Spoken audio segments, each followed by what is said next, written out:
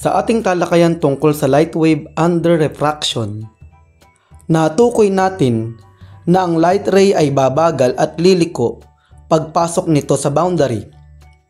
Ang pangyayaring ito ay tinatawag na refraction. Ang angle of refraction ay nakasalalay sa mga katangian ng dalawang transparent media at sa angle of incidence sa pamamagitan ng relasyon na sin theta sub 2 over sin theta sub 1 equals v sub 2 over v sub 1. Ito ay ang law of refraction.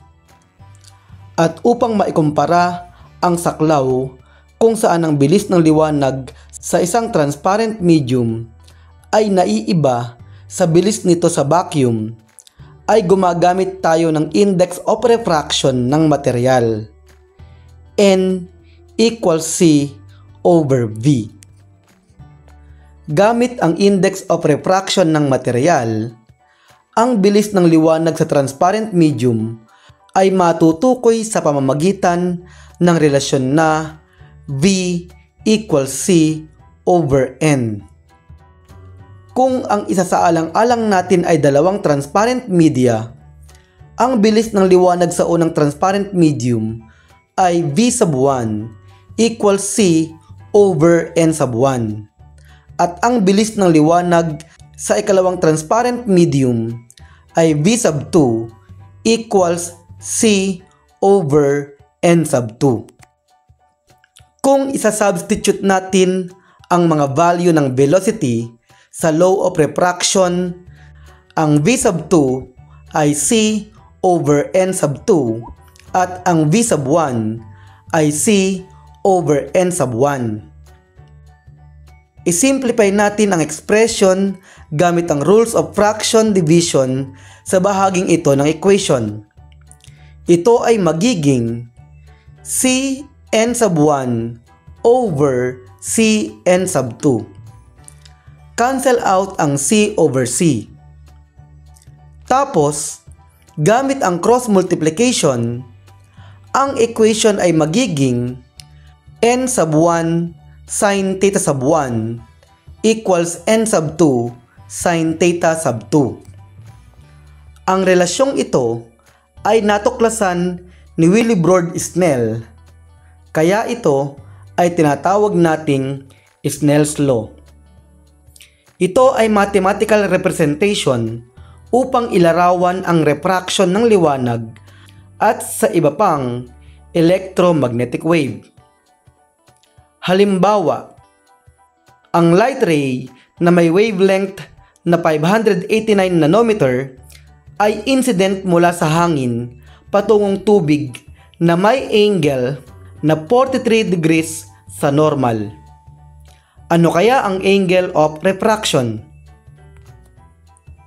Una, kuhanin muna natin ang index of refraction ng hangin at tubig.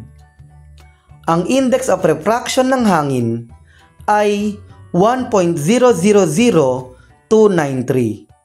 at ang index of refraction ng tubig ay 1.333. Pansinin natin na ang N sub 1 is less than N sub 2. Upang makuha ang angle of refraction, simulan natin sa Snell's law. N sub 1 sin theta sub 1 equals N sub 2 sin theta sub 2. Dividing both sides of the equation by N sub 2, makakancel ang N sub 2 over N sub 2. Tapos, by direct substitution, ang N sub 1 ay equal sa 1.000293, ang N sub 2 ay equal sa 1.333, at ang theta sub 1 ay 43 degrees. Ang sin 43 degrees ay equal sa 0.68.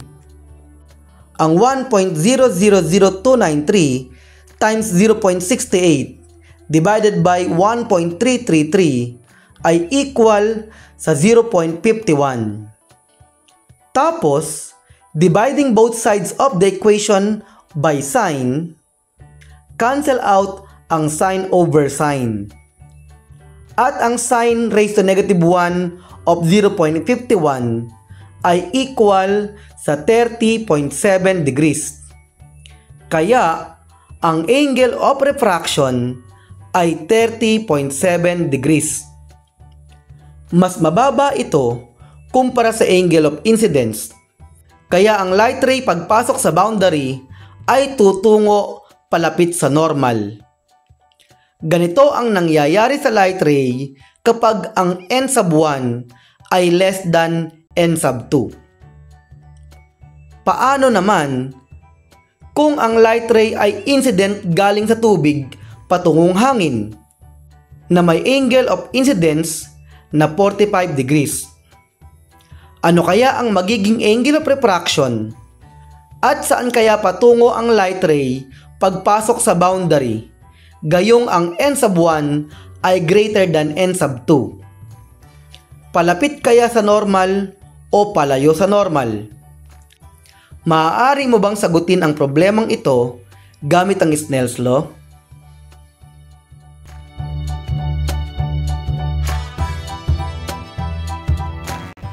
Gusto niyo pa ba ng mga video na nakakataba ng utak? Ano po ang hinihintay nyo?